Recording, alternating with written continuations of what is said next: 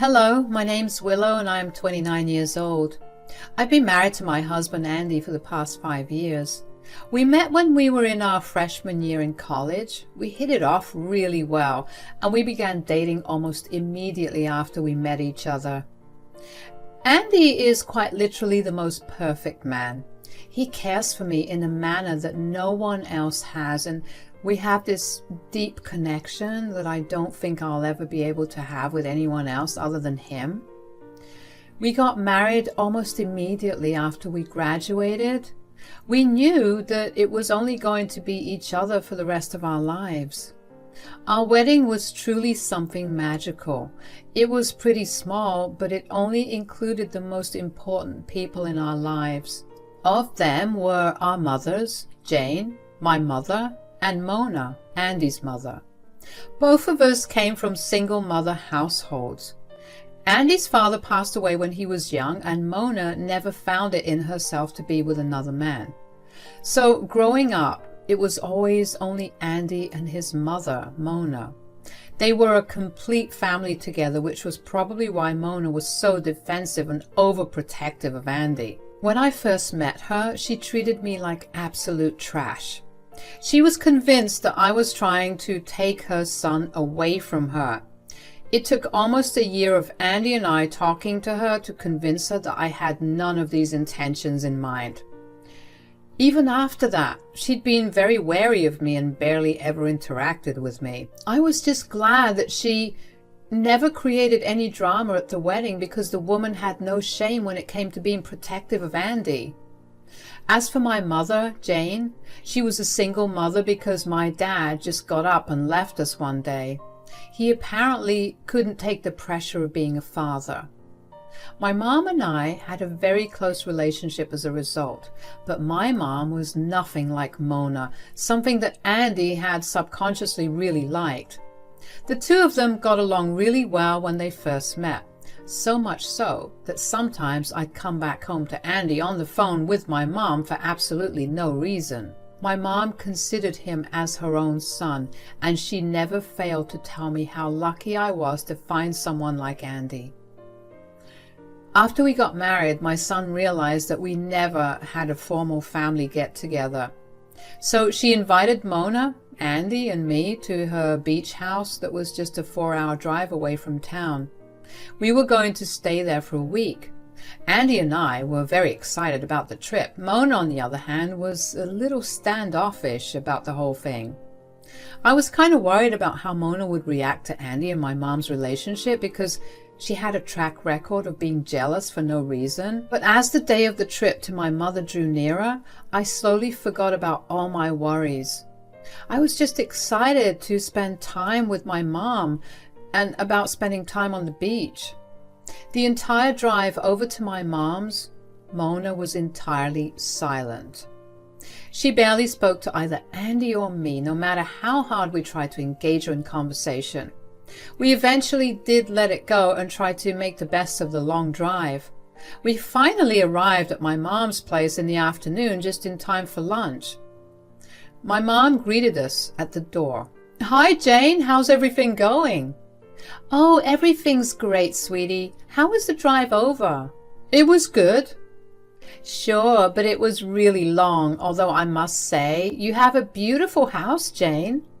"Oh, thanks. I hope it'll be comfortable enough for the 3 of you."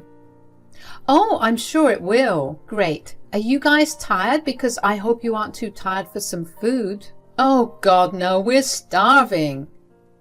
"Good. I made you some lovely lunch. Andy, do you mind helping me set the table while Willow helps Mona settle in?" "Yes, of course." Mona looked at my mom and Andy with a big scowl on her face. She stared at them as both of them retreated to the kitchen. My mom must have said something funny, because Andy burst into laughter, and that only made Mona scowl even more. I snapped her out of her mood and asked her if she was ready to go to her room. She looked startled but nodded her head at me, and we moved upstairs. I set her luggage down while Mona took her time inspecting the room. I quickly checked that Mona had all the essentials she needed in the washroom and the room. When I was sure she did, I went back to her to tell her what was where. Mona barely paid attention to what I was saying. As much as I wanted to leave her be, I also didn't want to cause a ruckus by not asking her what was wrong. So I asked her what was wrong. She didn't reply, and I went on to tell her that I was always going to be a listening ear for her. If she needed to talk, I was going to listen no matter what. I told her that she was being different, and I just wanted to know what was going through her mind, so I could see what I could do to ease her worries. After another moment of silence, Mona finally spoke up. "Who does Jane think she is?" "Excuse me?" "Did you see the way Andy treats her?" He treats her nicely, like he does with everyone he knows." "Yeah, sure. But I mean, he's treating her the same way he treats me, like she's his mother." "Well, I mean, she's my mom and his mother-in-law. I guess that was bound to happen, right?" "Absolutely not.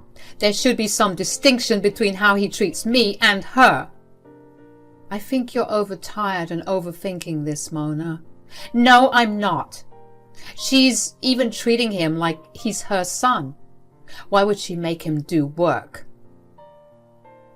"Mom just divided the responsibilities between the both of us, that's it. Besides, this is how it's always been whenever we come over." "And Andy had no issue with this?" "Why would he? He loves my mom and loves spending time with her." "Apparently, he loves her enough to think of her as his mother." "Mona, you need to stop this. He's not replacing you in any way." "I highly doubt that. I'm sure that your mother wanted a son and instead she got you. So now she's making up for that by trying to steal my son." "Excuse me?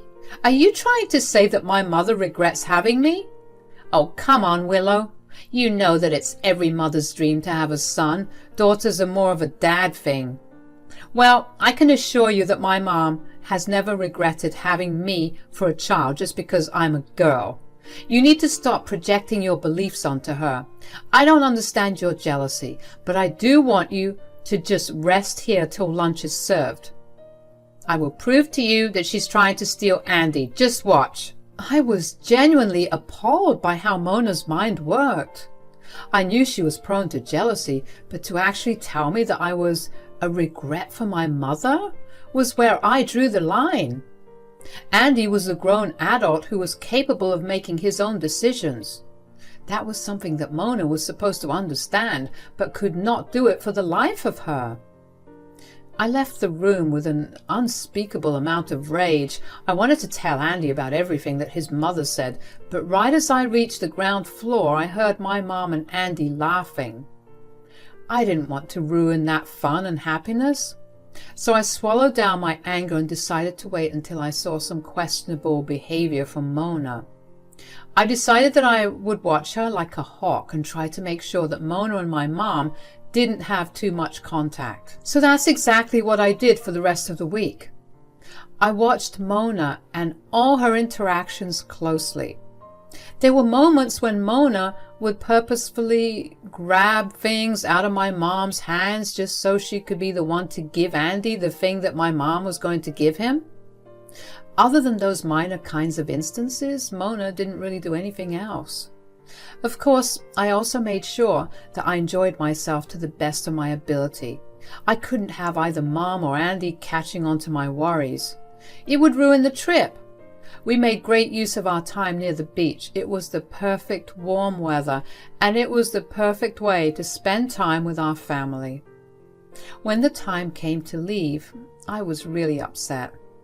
But we left there knowing that we could always come by whenever we wanted to and have a good time with my mom.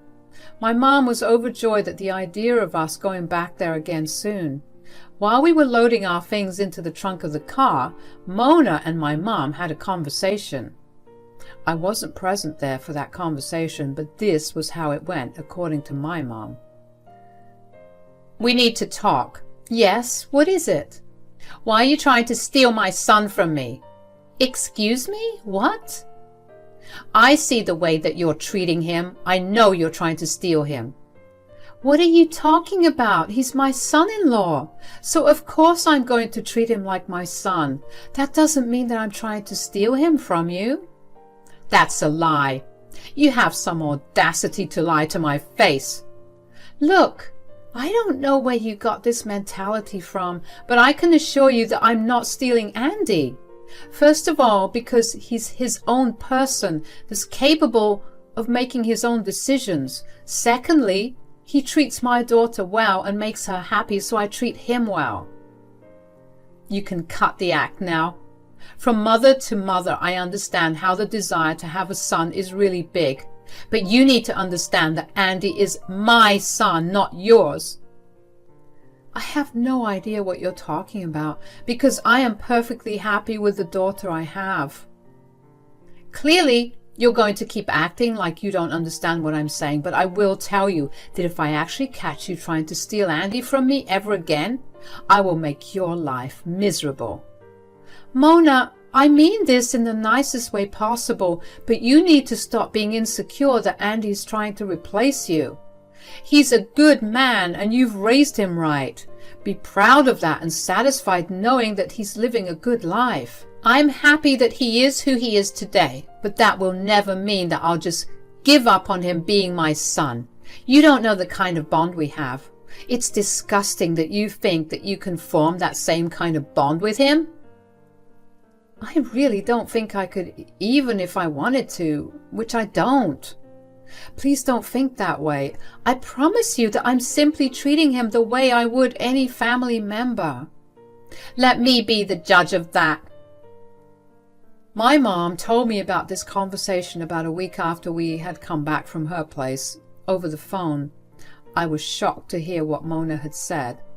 I asked my mom what even prompted her to tell me then, and she told me that she had liked and commented on Andy's Facebook post about the trip that we had to her house. After that, Mona texted her on Facebook and asked her to unlike Andy's post and delete the comment because she was disgusted at how obvious my mom was with her attempt to steal Andy from her. I asked my mom if she felt threatened in any way, and my mom assured me that she didn't. She just thought that it would be best for us to know because she was beginning to get worried about Mona and her mental health. That was when I told my mom about my whole issue with Mona. My mom was very sympathetic about everything I went through, but she was very happy that throughout it all, Andy stood up for me. My mom and I stayed on that call for about an hour before I finally came back to bed. Andy looked concerned and worried, and I briefly considered whether it would be right to tell him about what Mona had been doing. But when he asked me what was wrong, I knew that I could not, in good conscience, lie to him about it. Why did Jane call? Is everything all right?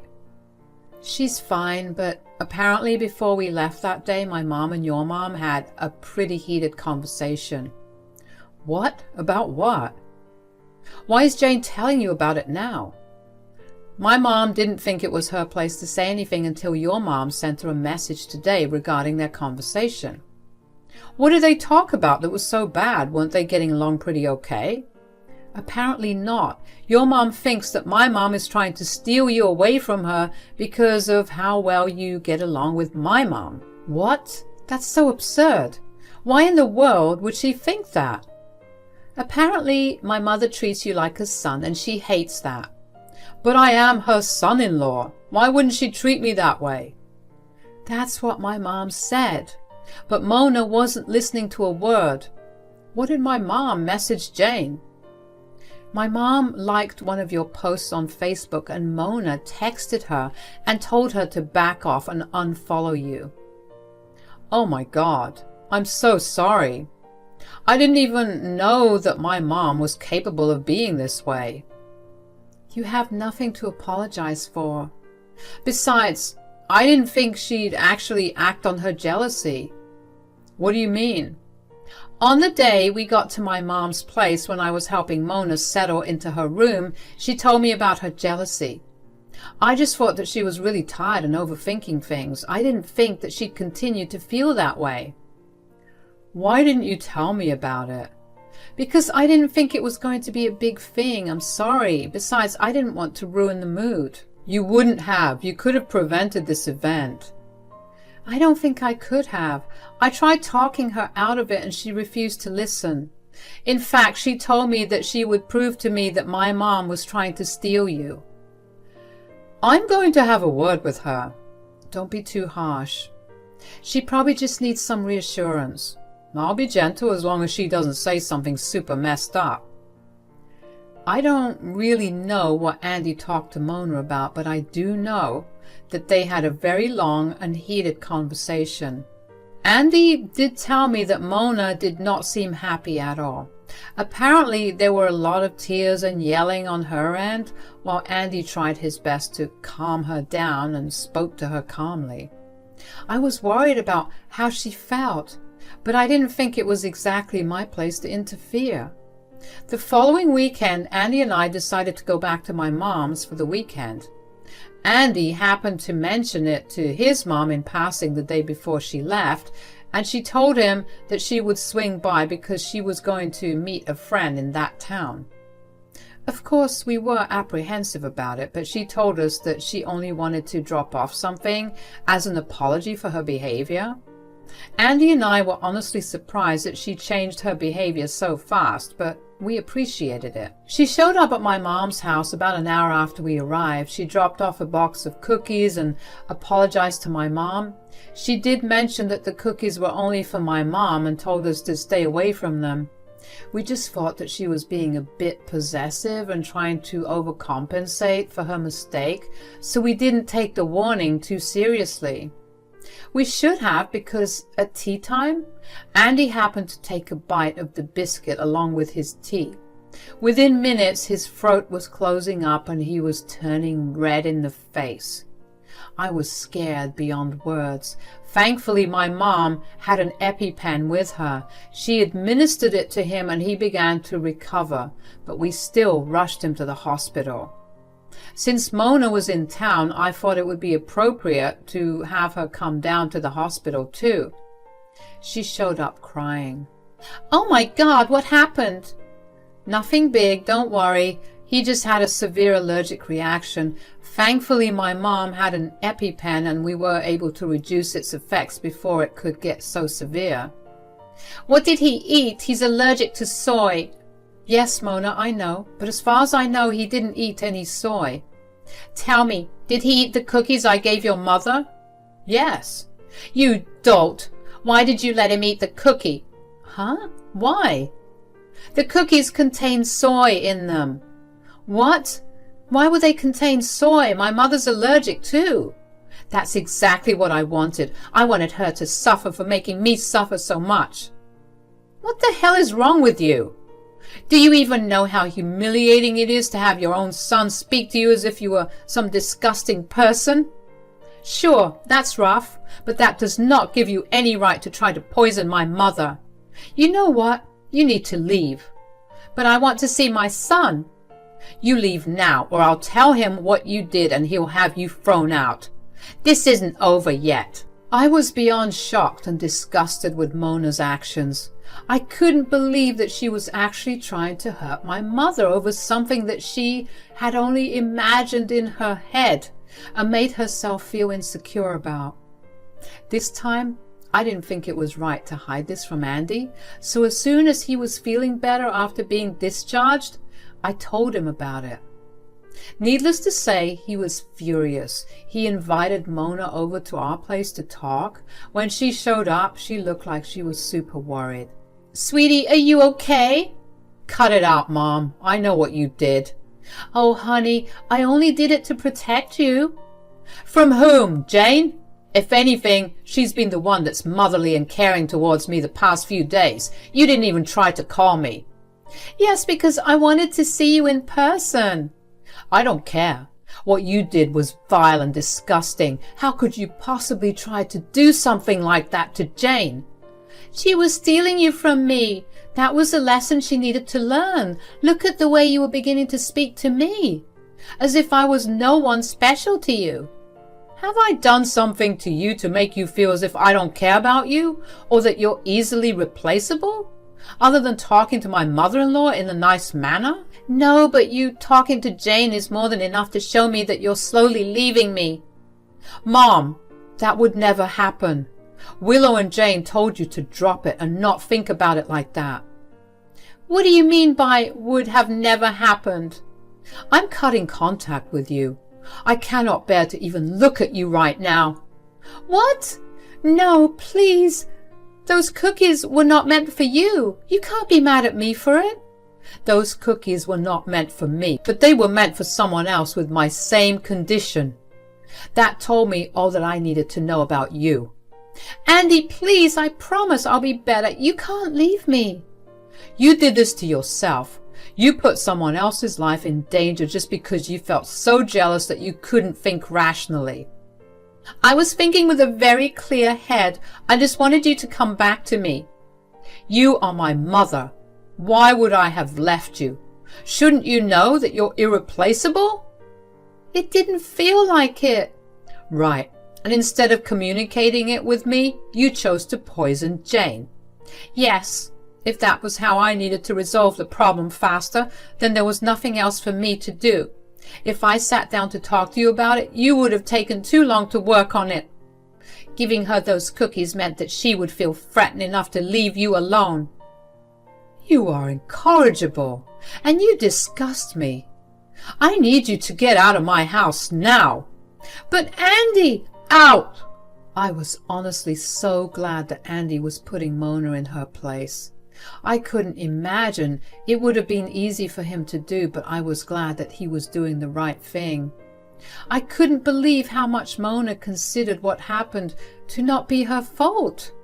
It was crazy to see her not even understand how she could have not only killed my mother, but her own son as well. After that, Mona kept trying to text and call us, but we blocked her and removed her from all our social media accounts.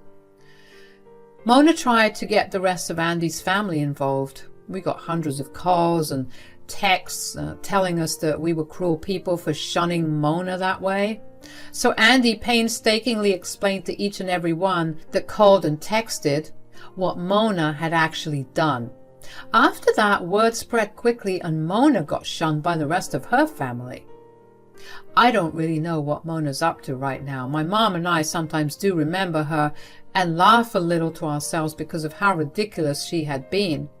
Andy and I also have a laugh at it, although I do know that deep down inside he misses his mother. He's in therapy to deal with everything, and he's slowly coming out of it and growing. I'm so grateful for everyone in my life, and it would have been tragic if something happened to either Andy or my mom. I'm glad everything worked out in the right manner. Thank you for listening to me.